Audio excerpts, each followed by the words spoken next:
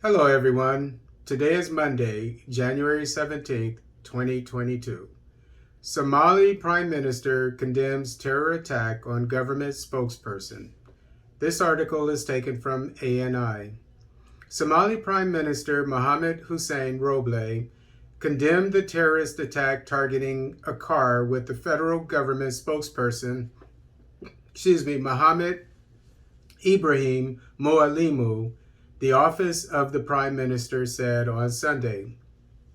Earlier on Sunday, Somali news portal Roble Online reported that a suicide bomber attacked a vehicle with the federal government spokesperson in the Somali capital, Mogadishu, which resulted in the latter being injured.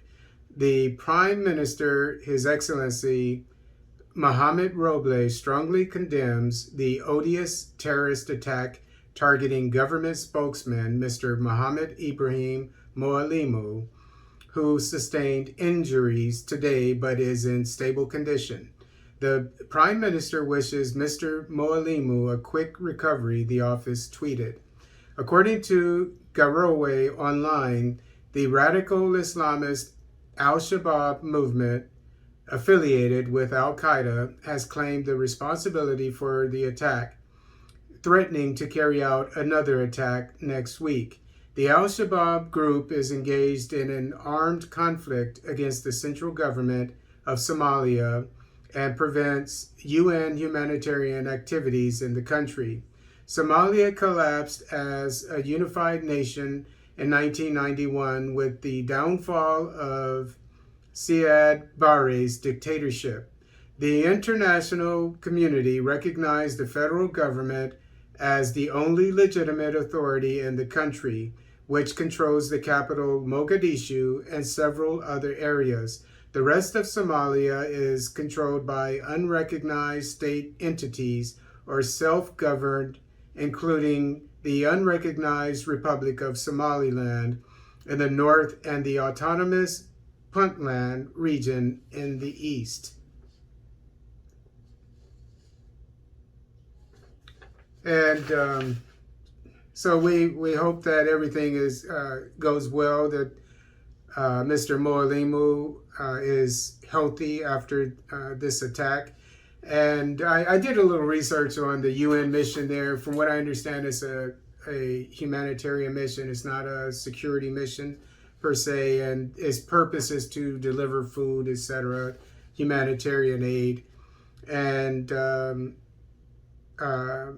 Somalia is in the process of getting rid of outsiders from the country, from what I'm understanding. The Amazon, you could call it a Pan-Africanist security force that was there helping out with 20,000 troops, has left as of last month.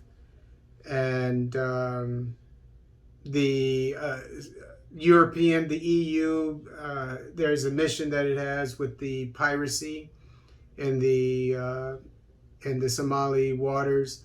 That might be leaving, or even if it stays, is going to be pushed out to international waters perhaps.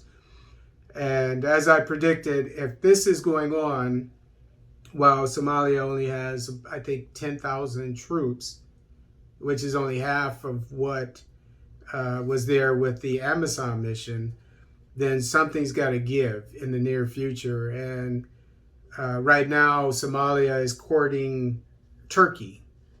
Turkey is selling materiel, that is military equipment, etc., training troops, along with the Qatari military, etc. And Turkey, like Russia and China and United States, etc., India, is trying to establish a footprint in Africa, and especially in the Horn of Africa, I believe. So we don't know what the missing pieces are, but well, I'm sure we'll hear more about this area soon. But the point I'm trying to make about the UN mission, it's it has, I'm sure it has, when it goes on, has convoys delivering equipment and so forth. It has its weapons and so forth. But this is, in my opinion, it's a purely military mission. And that should be taken care of by the Somali military. But of course, as I also said, the Somali military should have 200,000 troops. Arbitrarily, I'm saying 200,000 based on how long the al-Shabaab insurgency has been going on and how dangerous it is. Um, so we'll continue to hear about developments in Somalia, and hopefully things will get better. And I'm quite sure things will get better. I think in a year you might not be able to recognize Somalia, because I think, as well as in other parts of Africa when it comes to the insurgency, because I think that these heads of state are starting to put their foot down, and they're noticing that the UN missions are failed. And country after country seems to be noticing this. And the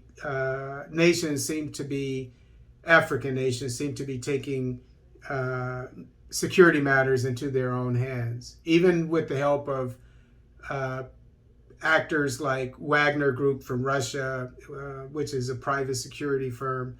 They seem to have the mentality that whatever will bring peace and security to my nation, I don't care about keeping up appearances, I'm all for it, and I'm going to hire it as long as I can get rid of that insurgency in 1 to 2 years. So we wish Somalia the best, as well as the government spokesperson for the Prime Minister's office, and we'll keep tabs on Somalia.